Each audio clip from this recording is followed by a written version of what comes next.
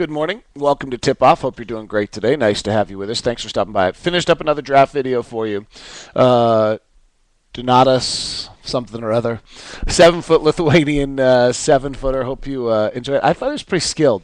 I was actually generally pleased with what I saw. He makes some mistakes. His engine probably doesn't run at 100% the way you might want it to all the time. Some scouts do feel that he's a little soft. Um, I think the other thing when I look at him is I just think his skill set's fabulous. I mean, he shows some glimpses. He showed the ability to put the ball on the floor. He's an elite passer. One of the best passers I've seen out of a big man. Really, actually reminded me a lot of Greg Monroe last year, whose body was a little better at 20 years old, but some real similarities there. So I generally liked this kid. Thought he had a lot of things to work with, and that's the essence on all of them. They have a lot of things they have to work with. Let me just run through. There's a bunch of topics today. I feel like there's no major driving issue, but you can watch that video. Is available at Locked on Jazz, and the scouting report will be up on the Utah Jazz draft site here coming up. Bowler's in today on Bowler, Jack, Locke, and Gerard, so hope you enjoy the show. Bunch of things to hit on today. The Pac-12 TV deal was done, and it's really stunning on how perfect it is. I don't think there's any other way to say it. I will tell you, from someone who's followed the Pac-10 my entire life, what jumps out to me more than anything else is just how the image of the conference has completely changed and been altered by a new commissioner. Tom Hansen was the commissioner before, truly one of the worst commissioners ever. When they first instituted instant replay, he was so out of date. He literally had the officials up there with VHS tapes, rewinding and fast-forwarding VHS tapes, not a DVR. Okay? That's the level of where the Pac-10 was. Now the Pac-10 has this forward-thinking commissioner who not only, it's stunning, not only got the biggest money, he also included ESPN, so you have the exposure. He maintained the rights to enough games to have their own network. That's going to be a pain for us, but my guess is actually the way they'll do that network is that it ends up on either KJazz or Fox Sports or something like that, where the deal is you're watching the Pac-10 network on Root Sports, and maybe in LA you're watching the Pac-10 network on something else.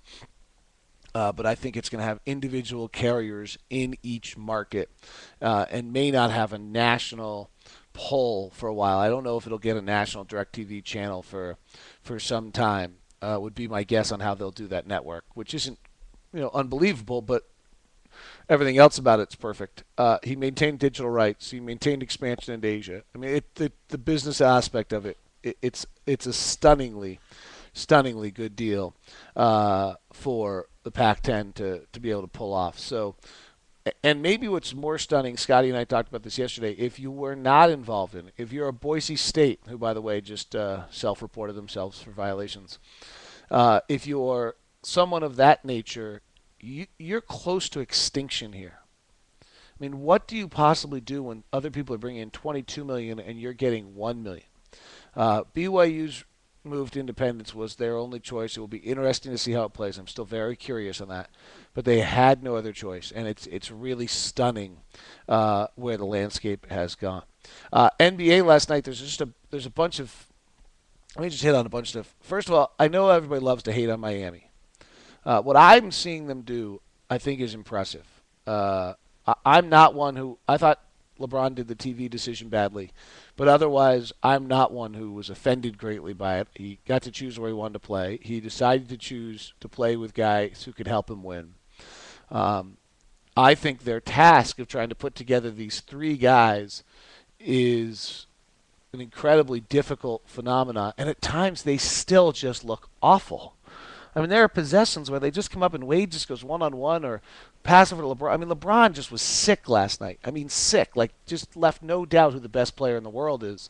And then there were times where Wade just came up and it was clearly his turn. They still have so many issues.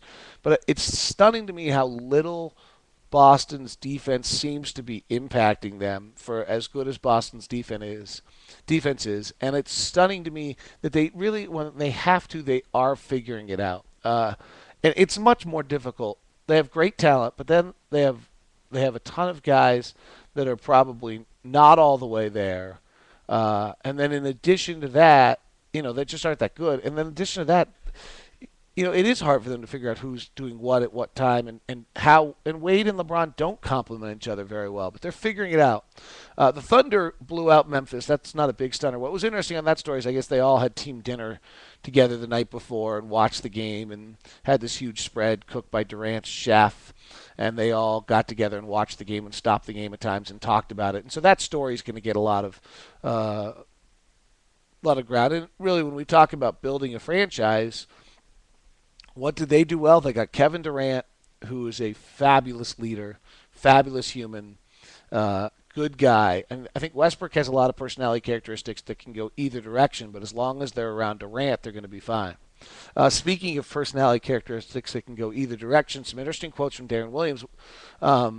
He's backed off as a little bit of how perfect New Jersey is in the last 48 hours into a little bit more of we've got to get players, which is really what all of us know about Deron. He wants to have players, and if they don't get players this offseason and aren't clear, then he is not signing that extension. And I don't know who they're going to be able to get in this offseason that would be the player. Deron really seemed to pull back from this idea that he would sign the extension. He had a really strange quote, which I'm not sure he'd thought through, which is that he's considering playing in Europe if the CBA doesn't get solved, but then said, well, I'm going to wait till the CBA. So I'm not sure how that worked. That quote didn't make a lot of sense, and I'd be surprised if he plays in Europe. Interesting development out of Denver, where Nene seems to be on the verge of opting out of his contract. He is the key pin for Denver to hold their franchise together after the Carmelo trade. If they don't re-sign him, they are in full rebuild mode, similar to where we are. Though, Greg Miller on KSL the other day insistent that we're going to be highly competitive. So that means some big moves coming for the Jazz in that regard if they're going to be able to do that. But if they can't re-sign Nene, that certainly would be of interesting to see. Tonight, Lakers go to work again. The matchups in this series are really interesting. And the thing to watch is how they deal with Nowitzki and how they're able to keep Bynum and Gasol on the floor at the same time, and when they do, how it works. And then obviously if Jason Kidd can maintain the ability to guard Kobe Bryant, that changes this series a great deal. If you get a chance, check out the latest draft video breakdown that we did for you. Buller, Jack, Locke, and Gerard today, coming at 3 o'clock. And I'll be back with you on Thursday and Friday on Buller, Jack, Locke, and Gerard. Look forward to chatting with you then. Bye, YouTube. See you later.